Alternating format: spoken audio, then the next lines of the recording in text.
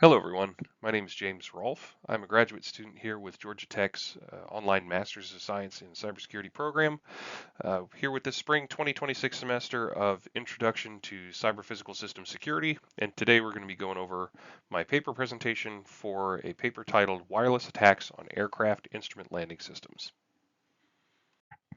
So I like to start this with a so what. So in modern aviation, pilots have to be able to leverage instruments to guide them down to navigate and to conduct final approaches safely within any weather conditions or any conditions that they may encounter.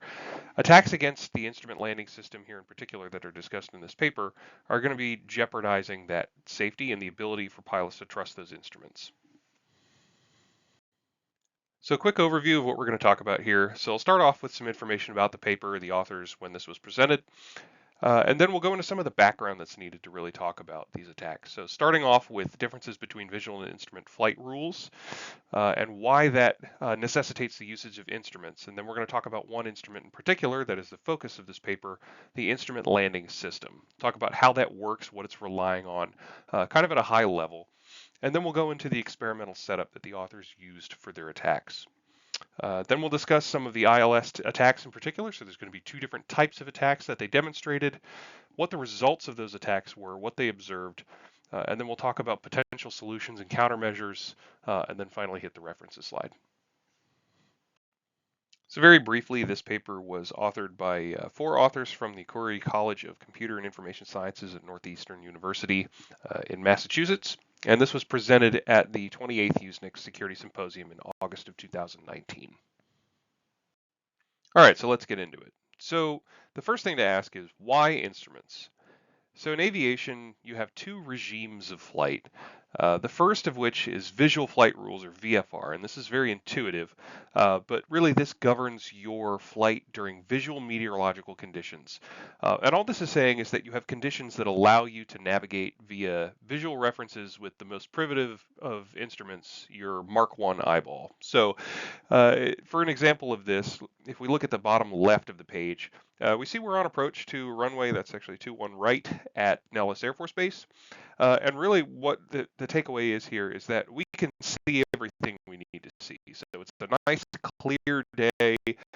The sun is, and so the pilots operating in this regime would be operating under VFR conditions where they would be able to see everything that they need to and navigate via their eyeballs. Now contrast that to the image on the right, where we move into the territory of instrument flight rules. So this is the regime that governs your flight in instrument meteorological conditions.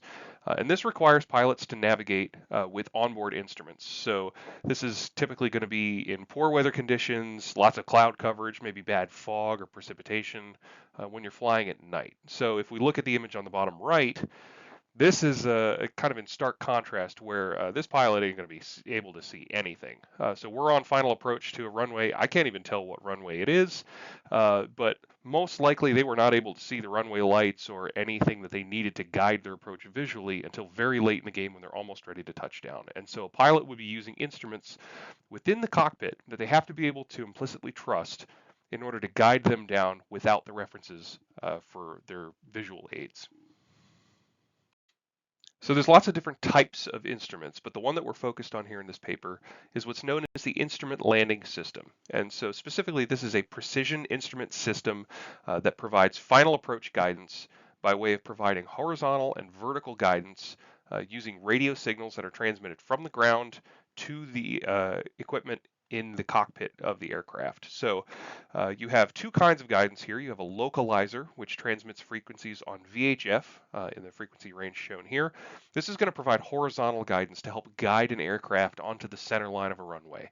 And then you also have vertical guidance. So what is a safe descent angle? Are you too high? Are you too shallow? Are you coming in at the correct angle?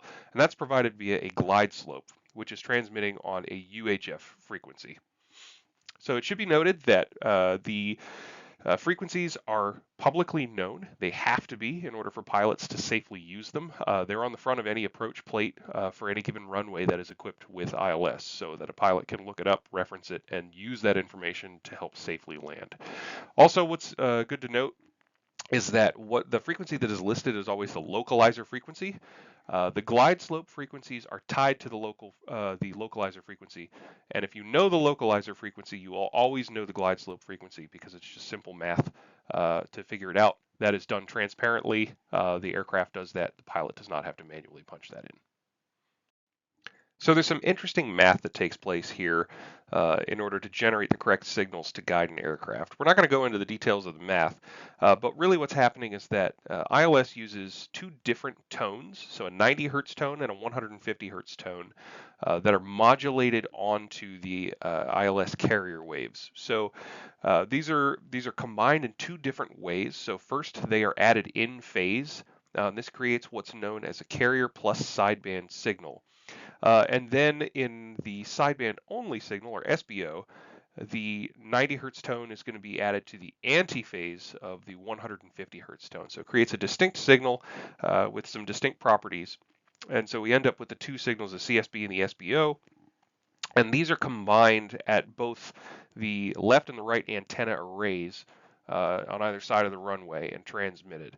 And what this really has the effect of doing is creating areas in space, both vertically and horizontally, where when the signals are demodulated by the aircraft's equipment, one tone is going to dominate in a particular region. So on the example shown here, we have the 90 and the 150 hertz tones, both on the glide slope and the localizer. So when an aircraft is lined up, let's say high on the glide slope or left on the localizer, when they demodulate the signal, they're going to find that there is a higher amplitude of the 90 hertz tone versus the 150 hertz tone. And what this does is it deflects the course deviation indicator, or the CDI, within the cockpit to one side, indicating that the pilot needs to start navigating back to the center line. So in the case where they're high, that 90 hertz tone is going to dominate, and it's going to tell them, hey, you need to come down on the glide slope. Similarly, it's going to say, hey, you're going to need to come right to approach the center line of the runway. Likewise, if they are too low on the glide slope or they are right of center line on the runway, the 150 hertz tone is going to dominate, and it's going to deflect the CDI to the point where the pilot is then indicated that they need to come left or come up. So you can see on the right, there's the cases of the 90 and the 150 hertz tones being received at different amplitudes here, but when they are lined up perfectly center line on the runway and then also perfectly level in the glide slope, the course deviation indicators are going to be right center line, indicating to the pilots that they are on the correct approach. So a couple of examples of what this would actually look like before we move on. This is the cockpit of an F-16 Charlie Block 50 in Digital Combat Simulator, which is a flight simulator. And what we're looking at is the heads-up display while I am on approach to Guam International Airport. So you'll note that these are visual flight conditions. I have a very clear day, not too much cloud cover. There's nothing prohibiting me from seeing the runway visually. But imagine that this were in nighttime conditions or in very poor weather. All I would see is the information provided to me on the heads-up display. So what we're specifically looking at are the two blue arrows that are pointing to that vertical line, which is the localizer, which is going to move left or right, depending on the reception of those 90 and 150 hertz tones, that lines me up with the center line of the runway. And the glide slope, which is that horizontal line, which will move up or down depending on whether I am on the correct approach angle. How I'm judging this is by their position relative to that circle with the two horizontal lines and the one small vertical line coming out of it, kind of in the lower middle of the heads-up display. That's called my flight path indicator, which tells me where the aircraft is headed. So ultimately, I want to have that lined up perfectly centered on both the localizer and the glide slope. And you'll see from this example here, I am lined up to the right of that localizer, meaning I am right of the center line of the runway, so I need to come left. And then I'm also above the glide slope, so I'm too high at this point in the approach. So continuing my approach, I'm closer now. You can see at this point, I have now centered on the localizer. So this means that I am on center line with the runway, so I'm on the correct horizontal approach. But now I'm below the glide slope, meaning I'm too low for this part of the approach, so I need to come up a little bit. And finally, this is right as we're about to land now. you can see that I am now centered on both the localizer and the glide slope. So I'm using those instruments to guide me directly onto the center line at the correct approach angle. So if you're looking for the runway, it's kind of hard to see in here. It's a little bit obscured beneath the nose of the aircraft, but I am coming in directly on center line. So that was a little bit about how ILS fundamentally works. Now let's talk about the setup that the authors used in order to conduct attacks against ILS to deviate aircraft from the correct path and onto a malicious path that jeopardizes flight safety. So the experimental setup that they used consisted of four main parts. The first being a flight simulator that is FAA certified, that they could take some input and output to, that was modular and allowed them to conduct these attacks, and that was X-Plane 11 that they used. Next, they used an attacker control unit. This was essentially a malicious laptop that was doing some calculations to constantly adjust the spoofed signal for a degree of realism that would not indicate to pilots that their ILS had been compromised. And this really consisted of four subcomponents. So there was a spoofing zone detector, which would detect when, based off of aircraft position signals, when an aircraft entered a range in which it could the signals could be spoofed, so that spoofing could begin. An offset correction algorithm that would take the position of an aircraft at every given point in time and adjust the spoofed signal so that it would constantly adjust towards a malicious path and not display a constant ILS signal that could be easily detectable. And then it consisted of two signal generators. So a legitimate signal generator to mimic the actual legitimate known good ILS signal that would be broadcast from the ground, and then an attacker signal generator that generated the spoofed signal in order to misguide the aircraft. Finally, they used two software-defined radios. So really we had the one for the legitimate signal that would be broadcast, as well as a second for the malicious signal that would be generated on top of it. And finally, a commercial aviation handheld navigation receiver. And so what this was being used for was at about 2 meters away. So when they conducted these experiments, this was done using an anechoic chamber to keep malicious ILS signals from actually being broadcast out into the wild, which for good reason is illegal. But this would be placed about 2 meters away from these software-defined radios to receive these signals. And then the output from that navigation receiver will be fed back into X-Plane to provide the ILS signal that would be used in the simulator, so that actually displaying what the pilots would be seeing in the cockpit. So let's take a look at the two types of attacks that the authors conducted with that setup. The first of which is called the overshadow attack, where the attackers are going to generate a complete ILS signal at a much higher power than the legitimate signals broadcasted, hence overshadowing it. So aircraft are only going to process the strongest signal that they receive, and so the legitimate signal is going to be drowned out in this attacker signal. So that means that the authors had to transmit a signal that contained both the 90 and the 150 hertz tones and constantly adjust this so that the pilot in the aircraft, or what was displayed on the X-Plane flight simulator, would be constantly adjusting and not showing just a static signal that wouldn't change no matter where the pilots went, thus indicating that the ILS system had been jammed out. Now contrast that to the other type of attack, which is called the single tone attack, that doesn't drown out the legitimate signal, but adds a little bit extra in order to modify it to take it away from the known good. So again, you're not broadcasting an entirely new signal and drowning out the legitimate signal, but you're going to either generate a little bit more of the 90 or a little bit more of the 150 hertz tones to try to modify and deflect either the localizer or the glide slope. Note that an advantage of this attack was that you're not going to have as much power in order to conduct this attack, because you're just trying to modify an existing lower power signal versus transmitting a complete signal at a much higher power to drown out the legitimate one. Slightly different approach. So how did this actually look in the simulation? So the authors defined kind of a trapezoidal area you'll see in the top right between points B, C, E, and D, which just defined a region of space where the aircraft that is entering the final approach to the runway, so kind of on that radial before coming in down towards the center line, as soon as they entered into that area, that would trigger the attacker controlled unit to start the spoofing signal, which would be smoothly generated so that the aircraft would switch from the legitimate signal to the malicious signal in a way that wasn't indicative to pilots that they instantaneously lost their legitimate signal or that they were being attacked. So once they would enter into this approach, the positional data of the aircraft, in this case from the flight simulator, would be fed into the attacker control unit and into the offset correction algorithm. And what this would do is continuously modify the spoofed signal, so modifying those 90 and 150 hertz tones that are used to generate the CSB and the SBO signals, so that the aircraft would now display a new flight path instead of, if you look on the bottom right, instead of the legitimate flight path from C to A, they were now being given a path from D to A. So an offset not on center line of the runway that would cause them to fly over the runway instead of land on it.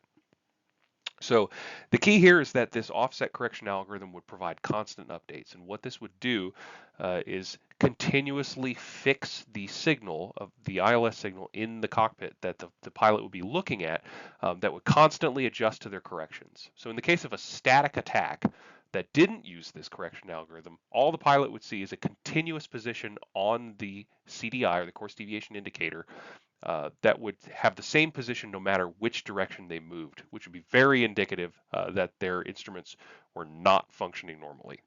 So this prevented the sudden disruption of the instruments, and it also reacted to that pilot input. And this is extremely dangerous in this case because the pilot would continue to trust their instruments even though they were under the influence of a malicious attack.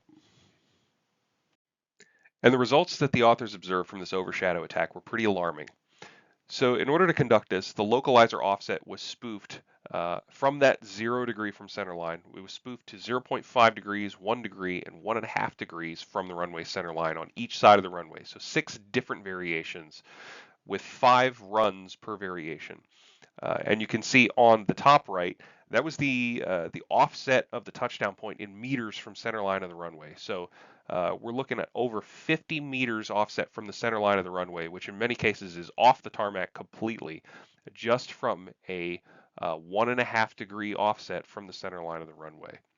We also see some pretty alarming results from the glide slope offset as well. So a nominal approach angle vertically is going to be about 3 degrees. They varied this between 2.8 and 3.3 degrees. So they had runs at 2.8, 2.9, and then 3.1, 3.2, and 3.3 degrees. So this caused some pretty significant disruption to the approach angle as well, and a shift in only 0.1 degrees. So this was looking at the 2.9 degree approach. That caused a deviation from the nominal touchdown zone by about 800 meters. So in the case of this attack, a pilot would approach the runway and barely have enough time to even touch the ground before they realize that they would have to do a touch and go, potentially leading them to fly right off the edge of the runway. So very significant effects from only a minimal deviation from the nominal course. Now for the single tone attack, there were some slight differences. So some very similar results were observed in the deviation of both the localizer and the glide slope from the nominal approach.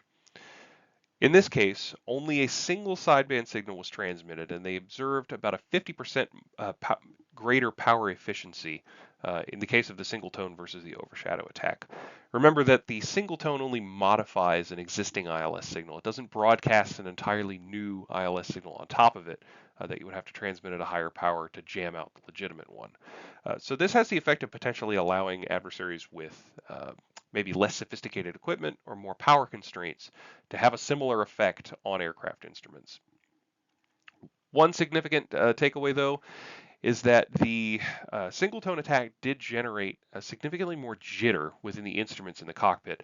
This is having to do with the fact that an entire coherent ILS signal was not being generated from a single source, but rather the attackers would have to kind of interact with the ground station equipment, and they would have to respond to the changes in what the ground station was transmitting to the aircraft rather than controlling everything on board. And so this constant action and reaction had the effect of creating some jitter within the instruments, and this may be more of an indicator to the pilots that their instruments have been compromised, leading to a go-around or a divert. Now, in the case of both attacks, the adversaries used the authors used the offset correction algorithm to generate the new signal that should be produced. And if you're an astute observer, you'd notice that cool, while the positional information about the aircraft was provided in the game, where would that actually be coming from in real life? And the answer is there's still plenty of sources out there that could be leveraged by an attacker to get information to generate a malicious signal. So systems like ADS-B, ACARS, and positions like TCAS, so the Traffic Collision and Avoidance System, there's a lot out there where aircraft are continuously broadcasting their own position for safety of flight concerns and allowing the FAA and air traffic controllers to regulate and monitor and maintain control over airspace. So even though this information was provided in the simulator, in real life there's still plenty of sources that attackers could use and feed that into their own offset correction algorithm to generate a continuous signal. So all that being said, what are some solutions that can be implemented? So this is really where the paper takes a bit of a sobering turn, as the authors note that there really isn't anything out there that's going to wholesale prevent these types of attacks from happening. So there are some things that make it a little bit more difficult for the attackers to conduct this type of attack, namely having equipment that can produce the right amount of power, as evidenced by the requirements for both the overshadow and the single tone attack. And then there's also the consideration of where the antennas on the aircraft, or like where they are on the actual aircraft to receive those ILS signals. This differs from aircraft to aircraft, and it will kind of drive the positional requirements of the attacker in relation to the aircraft. Do they need to be closer in proximity? Can an onboard device be left? Do they have to be underneath the aircraft? It depends on where those antennas are that are actually receiving the signal and where the attackers can actually generate an optimal signal. So there are some requirements that an attacker would have to get around. But in terms of preventing this type of attack, there's really no promising quick fixes. So there is the idea of implementing cryptographic fixes for systems like ACARS that are passing information between aircraft and the ground. This can be implemented for certain systems, but for ILS, this would significantly increase the processing overhead required for those instruments in a way that most modern aircraft are not equipped to handle right now. Also, that doesn't necessarily prevent the idea of replay attacks, where even a cryptographically secure communication can be replayed over and over by an attacker and disrupt current ILS guidance to an aircraft. So if ILS in this case can't be trusted, if ILS is jammed out, or if it's being manipulated in such a way that the pilot can no longer trust that instrument and they do not have the ability to use a visual approach, there are other systems that can be leveraged. For example, Area Navigation, or RNAV, which is a GPS version of a precision approach. That system can be leveraged. However, as we've seen in the past, and even some other papers for presentation within the section of the course have demonstrated, GPS itself is still vulnerable to attack. And so it is not a guaranteed fix. Now, the likelihood of attacks of this type may be low, but the precedents do exist, as we're seeing in this day and age more disruptive attacks, particularly using small UASs, just kind of wreaking havoc. These kind of things may not be common, but the precedent does exist for it to potentially be an issue. And finally, for your review, here are some of the references that were used in creating this presentation and referenced while studying this paper. Hope you guys have enjoyed this presentation. Again, my name is James Rolfe. Hope you guys have a great rest of your semester. Thank you for watching.